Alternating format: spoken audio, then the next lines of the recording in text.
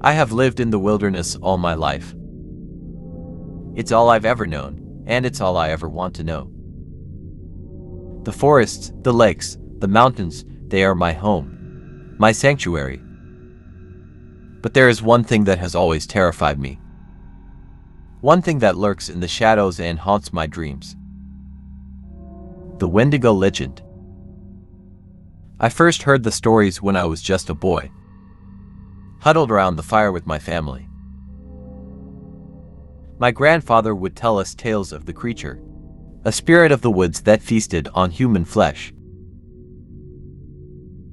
He warned us never to venture too far into the forest at night, never to stray from the path, lest we be taken by the Wendigo.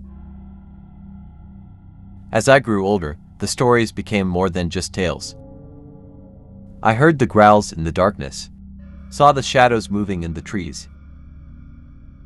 I knew that the Wendigo was real, and that it was out there, waiting.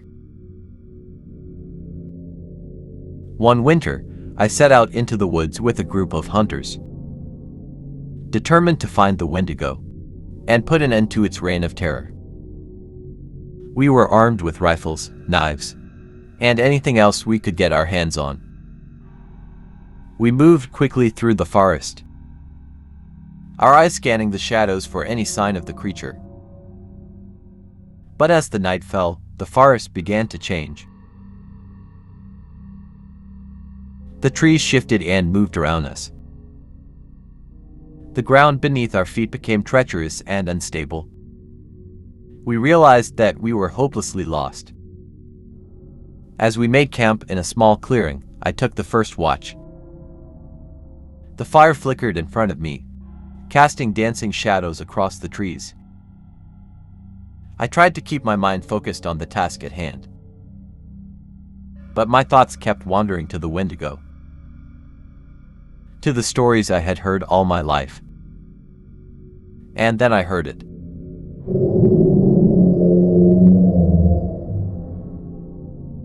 A low growl, like nothing I had ever heard before. It seemed to come from all around me, from the darkness itself. I tightened my grip on my rifle, my heart pounding in my chest.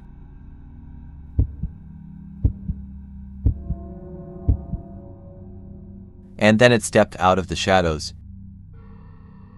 The Wendigo. It was taller than any man, with skin that was stretched tightly over its bones. Its eyes glowed with a fierce hunger, and its long arms ended in claws that glinted in the moonlight. I raised my rifle, but before I could fire, it was upon me. It moved with lightning-fast speed, tearing into my flesh with its razor-sharp claws. I screamed, and the other men woke to the sound of my cries. They scrambled to their feet, their weapons at the ready. But it was too late. The Wendigo had disappeared back into the darkness, leaving me bleeding and broken on the ground. They carried me back to the town. But I was never the same. The Wendigo had taken something from me, something that could never be replaced. I still hear its growls in the darkness. Still its glowing eyes in my dreams see. I know that it's out there, waiting. And I fear that one day it will come for me again.